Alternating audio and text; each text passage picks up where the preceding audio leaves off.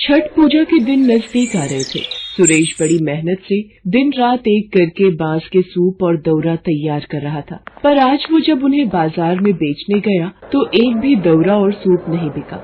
वो थका हारा घर वापस लौट आया। अभी छठ पूजा को 3 दिन बाकी है। छठ मैया का नाम लेकर कल दोबारा फिर सूप और दौरा बेचने जाना। मुझे विश्वास है छठी मैया हमारी सहायता जरूर करेंगी। माँ, छठ पूजा में तुम खीर पूरी बनाओगी ना? हाँ हाँ, मुझे भी खीर पूरी खानी है और मुझे 2 कटोरी भर कर देना और भानु भैया को 1। बड़ी आई 1 कटोरी देने वाली। माँ, अगर ये 2 लेगी तो मैं भी 2 कटोरी ही खाऊंगा। अरे तुम दोनों लड़ो नहीं, मैं तुम दोनों को बराबर ही दूंगी मेरे प्यारे बच्चे। हे छठ मैया, हमारी मदद करो, इनका सामान बिक जाए। आपके नाम में बहुत शक्ति है माँ, आपने हमेशा दुखियों की सहायता की है छठ मैया। सरला छठ मैया को याद करती है और उनसे प्रार्थना करती है। उधर सुरेश बांस से बनाए सूप और दौरा बेचने निकल पड़ता है। दौरा ले लो, सूप ले लो। बहन जी, क्या दूं? कुछ खरीद लो भैया जी, आज सुबह से बोनी नहीं हुई। सुनो जी, बड़ी दुकान से खरीदेंगे। पता नहीं ये बांस की टोकरी तो पुरानी लग रही है और सूप भी मैले हैं। भैया, ये बांस कच्चा इस्तेमाल किया हुआ है। नहीं नहीं, हमें नहीं लेने। अरे खरीद लेती, उस बेचारे की भी थोड़ी कमाई हो जाती। ले लो भैया सूप, ले लो बांस की टोकरी ले लो। सब लोग बड़े बाजारों से खरीद रहे हैं। क्या करूं छठी मैया, मेरी मदद करो माँ, कोई भी नहीं खरीद रहा माँ। सुरेश निराश होकर घर वापस आ जाता है। खाने को नहीं है जी, थोड़े से चावल रखे थे, भानु और सोनम को उबाल कर दे दिए हैं। सरला, छठ मैया का नाम लेकर ही आज भी ये टोकरी और सूप बेच रहा था, पर किसी ने भी नहीं खरीदे। तुम कहती हो छठ मैया बहुत दयालु है, वो हम गरीबों की जरूर सुनेंगी, पर अगर कल भी मेरी कमाई नहीं हुई तो मुझ गरीब की छठ पूजा का क्या होगा? कैसे छठी मैया को खीर पूरी और ठेकुआ का भोग लगेगा? शांत हो जाइए, कोई बात नहीं। छठी मैया को हम प्रेम और भक्ति से एक फूल भी अर्पण करें तो वो प्रसन्न होती है। अब सो जाओ, फिर सुबह तुम जल्दी उठ जाओगे। सुरेश का मन परेशान था। सरला भी सो रही और सुरेश सुबह तड़के ही उठकर घर से निकलने लगा। अभी तो 4 बजे हैं, आप बहुत जल्दी उठ गए। हाँ, मैं सोच रहा हूँ बाजार खुलने से पहले ही पहुँच जाता हूँ। सुबह सुबह लोगों का आना शुरू होता है, शायद कोई खरीद ले। सूप ले लो, दौरा ले लो। ए छठी मैया, आज कोई ग्राहक आ जाए, मेरी विनती सुनो मैया। घर पर सरला भी सोच में होगी, मैं आज खाली हाथ घर नहीं जा पाऊंगा माँ। टोकरी और सूप लेकर बैठे बैठे सुरेश को शाम हो जाती है, पर ना जाने लोग उसकी ओर देखते और मुंह फेर कर सामान अच्छी दुकान से खरीदने लगते। शायद बेचारे गरीब सुरेश के फटे हाल कपड़े और मैली चप्पल देखकर ही लोग उससे कुछ भी नहीं खरीद रहे थे। वो बेचारा भी क्या करता, भला उस गरीब पर कौन दयालु होता। सुरेश हिम्मत हार चुका था। वो रोने लगा और अपना सामान लेकर वापस घर चल पड़ा। मैं घर जाकर बच्चों को क्या जवाब दूंगा? सरला का छठ पूजा का व्रत है, वो शाम को क्या खाएगी? ए छठी मैया, हम भक्तों के विश्वास की लाज रखो माँ। कहाँ हो मैया, मेरी मदद करो मैया। रोते रोते परेशान हालत में सुरेश घर की ओर जा रहा था। अचानक चक्कर खाकर वो जमीन पर गिर। नारायण नारायण, देवी छठी, ये आपकी कैसी लीला है माँ? आपका भक्त सुरेश बेहोश होकर धरती पर गिर गया है। घर पर इसके बीवी बच्चे आपके नाम का जाप कर रहे हैं कि आपके व्रत और पूजन से इनके घर में खुशियाँ आएंगी। हे छठ मैया, इनकी सहायता करो। नारद मुनि, मैं अपने भक्तों के विश्वास को कभी भी डगमगाने नहीं दूंगी। मेरा छठा रूप इस प्रकृति और भक्तों के कल्याण के लिए ही हुआ है। जो कोई भक्त प्रेम और श्रद्धा से मुझे याद करेगा, मेरा आशीर्वाद सदैव उनके साथ रहेगा। देखते ही देखते छठी मैया एक बूढ़ी औरत का रूप ले लेती है और सुरेश के पास पहुंचती है। सुरेश को जब होश आता है, वो अपने आप को एक झोपड़ी में पाता है। आप कौन है माँ, और मैं यहाँ कैसे आया? बेटा, तुम रास्ते में बेहोश हालत में गिरे हुए थे, मैं ही तुम्हें यहाँ लाई हूँ। माँ, आपका बहुत बहुत शुक्रिया। अब मैं चलता हूँ, घर में सरला और बच्चे मेरी राह देख रहे होंगे। आपने मेरी मदद की माँ। मेरे पास उपहार स्वरूप में आपको देने के लिए ये दौरा और सूप है। माँ, ये एक दौरा और सूप आप मेरी तरफ से रखो। आज छठ मैया की पूजा है, आप भी तो माँ समान हो।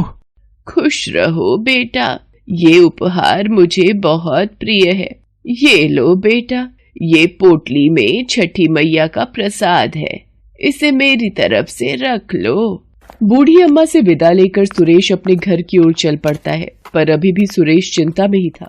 देवी छठी, क्या सुरेश आपका आशीर्वाद पाकर चिंताओं से मुक्त होगा? नारद मुनि, मेरे भक्त संपूर्ण विधि विधान से मेरे व्रत को रखते हैं। सरला ने भी मेरे नाम का दीपक जलाकर मेरी पूजा की है, फिर भला मैं उसे पूजा का मीठा फल दिए बिना कैसे रह सकती हूँ। और फिर छठी मैया मुस्कुरा देती है। उधर सुरेश घर पहुँचता है। अरे, आप कहाँ रह गए थे? मैं बड़ी देर से पूजा के लिए आपका इंतजार कर रही थी। और ये 2000 रुपए इतने के ही थे ना, सब मिलाकर सूप और टोकरियाँ। बहुत खुश हुई वो महिला, बोल रही थी कि बाजार से नहीं खरीद कर ला सकी, किसी ने हमारा पता दिया था, तो जो आप घर पर रख गए थे वो सारे उन्होंने खरीद लिए। क्या? पर ऐसे तो कभी कोई खरीदने नहीं आया, और वो भी इतने सारे खरीद लिए। हे छठी मैया, आपकी लीला न्यारी है। सुरेश सरला को बेहोश होने और उन बूढ़ी अम्मा के मिलने की बात बताता है। अचानक उसे याद आता है कि उन बूढ़ी अम्मा ने सुरेश को छठ पूजा का प्रसाद दिया था। जैसे ही सुरेश प्रसाद की पोटली खोलता है, सुरेश और सरला दोनों हैरान रह जाते हैं। सोने के सिक्के? हाँ सरला, ये तो सोने के सिक्के हैं। तो क्या वो बूढ़ी अम्मा साक्षात छठी मैया थी? हे छठी मैया, आपकी जय हो। मैं आपको पहचान नहीं सका, आपने मेरी जान बचाई, मुझे उपहार में इतना कुछ दे दिया। मैया, आपने मेरी झोली खुशियों से भर दी। और वो जो घर पर आई थी, क्या वो भी छठी मैया थी? सुनो जी, छठी मैया ने हमारे जीवन में खुशियाँ दे दी। सरला छठी मैया को प्रणाम करके उनका व्रत और पूजन संपूर्ण करती है।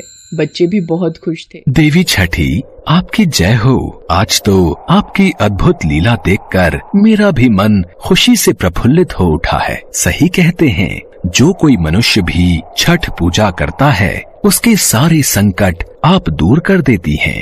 आपका व्रत निसंतान को संतान प्राप्ति, निर्धन को धन देता है और रोगी को निरोगी बना देता है। कोई भी सच्चे भाव से छठ पूजा का व्रत और पूजन करता है, उसके घर में सदैव सुख समृद्धि का वास होता है।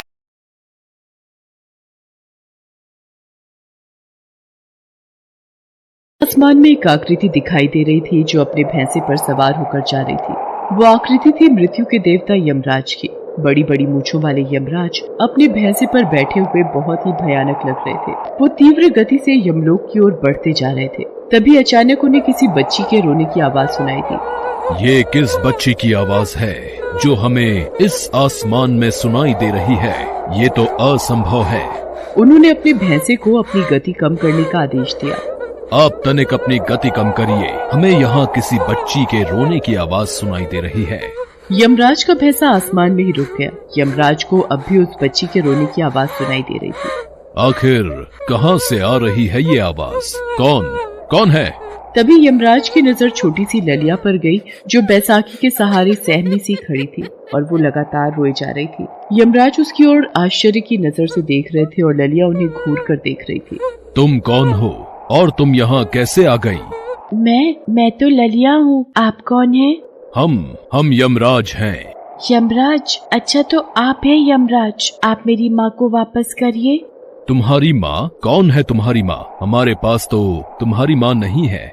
आप झूठ मत बोलिए, सभी तो कह रहे थे कि आप मेरी माँ को यमलोक लेकर जा रहे हैं। उसकी बात सुनकर यमराज ने अपनी आंखें बंद की और कुछ देखने की कोशिश की। उन्होंने देखा कि जोरों की बारिश हो रही थी। शकुंतला बहुत देर से बारिश के बंद होने का इंतजार कर रही थी, लेकिन बारिश थी कि रुकने का नाम ही नहीं ले रही थी। उसकी छोटी बेटी ललिया बिस्तर पर लेटी हुई थी।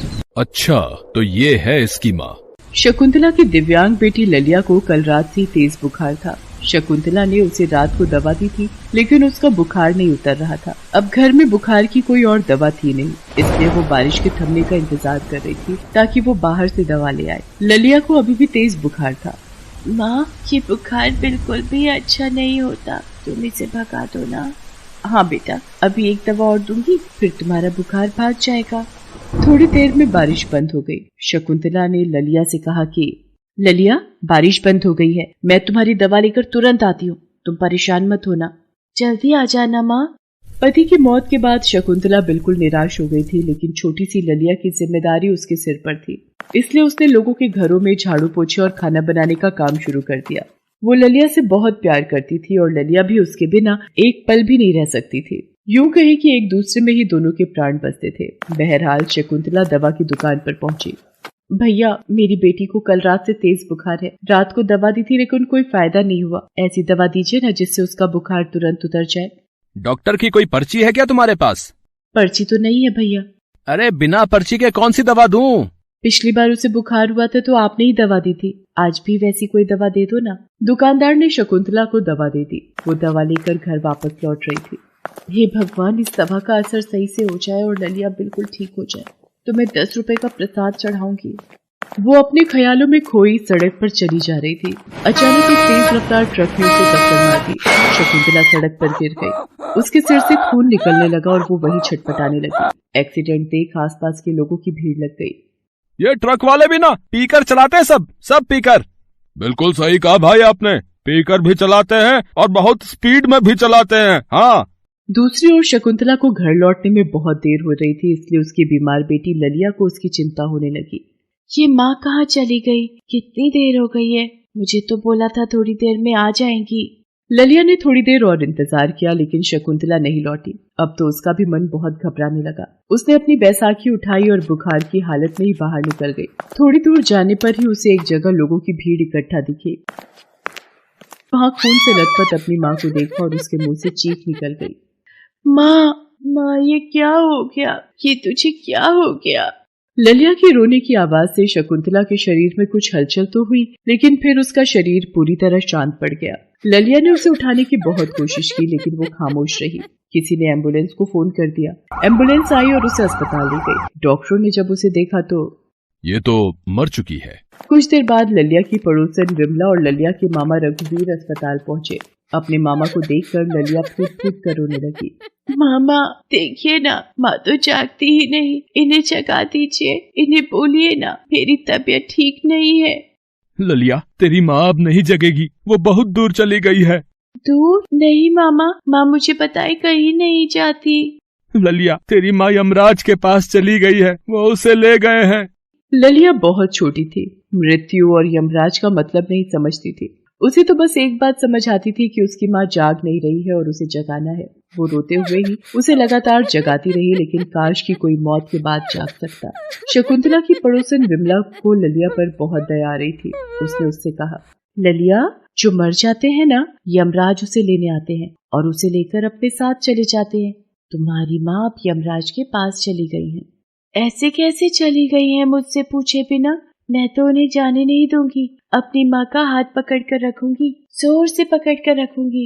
ललिया ने अपनी माँ का हाथ जोर से पकड़ लिया और रोते रोते बेहोश हो गई। यमराज आए तो जरूर शकुंतला की आत्मा को अपने साथ ले जाने के लिए, लेकिन ललिया का अपनी माँ के प्रति प्रेम और ताकत के कारण वो भी यमराज के पीछे पीछे आ गई।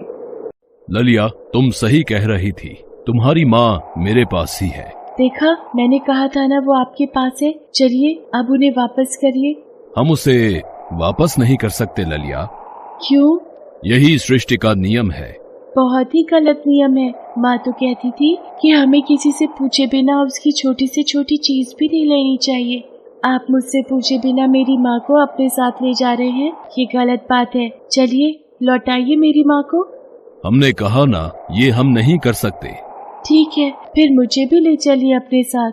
हम ये भी नहीं कर सकते क्योंकि तुम्हारा समय नहीं आया है। मैं वो सब नहीं जानती। मैं अपनी माँ को लिए बिना वापस नहीं जाऊंगी। ये कहकर वो फिर से रोने लगी। यमराज बहुत बड़े धर्म संकट में फंस गए थे। उन्हें समझ नहीं आ रहा था कि सृष्टि का ये विधान कैसे तोड़ दे, लेकिन उन्हें ये बात तो समझ आ गई कि इस लड़की के इस तरह से उनके पीछे पीछे आने के पीछे भगवान की माया है।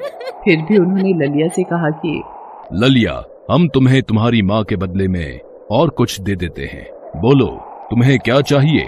तुम कुछ भी मांग सकती हो, बहुत सारे खिलौने या बहुत सारे पैसे। मुझे तो मेरी माँ चाहिए, माँ चाहिए, माँ चाहिए। वो मुझे दीजिए या मुझे अपने साथ ले चलिए। आखिरकार ललिया की जिद के आगे वो झुक गए और उसकी माँ के प्राण वापस कर दिए। उनके ऐसा करते ही अस्पताल में मृत पड़ी शकुंतला के शरीर में हलचल हुई और उसने अपनी आंखें खोल दी। मैं कहाँ हूँ? माँ की आवाज सुनकर ललिया को भी होश आ गया। वही पास खड़े उसके मामा और विमला को तो अपनी आंखों पर विश्वास नहीं हो रहा था। अरे तुम जिंदा हो शकुंतला? पर डॉक्टर तो... ये कहते कहते वो चुप हो गई। ऐसा लग रहा है कि मैं गहरी नींद में थी। पता नहीं इतनी गहरी नींद तो मुझे कभी नहीं आई। ललिया, तू ठीक तो है ना बेटी? शकुंतला के इस तरह जागने की खबर पूरे अस्पताल में फैल गई थी। डॉक्टरों को भी विश्वास नहीं हो रहा था कि कोई मरने के बाद कैसे जीवित हो सकता है। उधर ललिया अपनी माँ के सीने से लिपटी मंद मंद मुस्कुरा रही थी। दूर यमराज की आंखों में भी ललिया और शकुंतला को देखकर आंसू आ गए थे।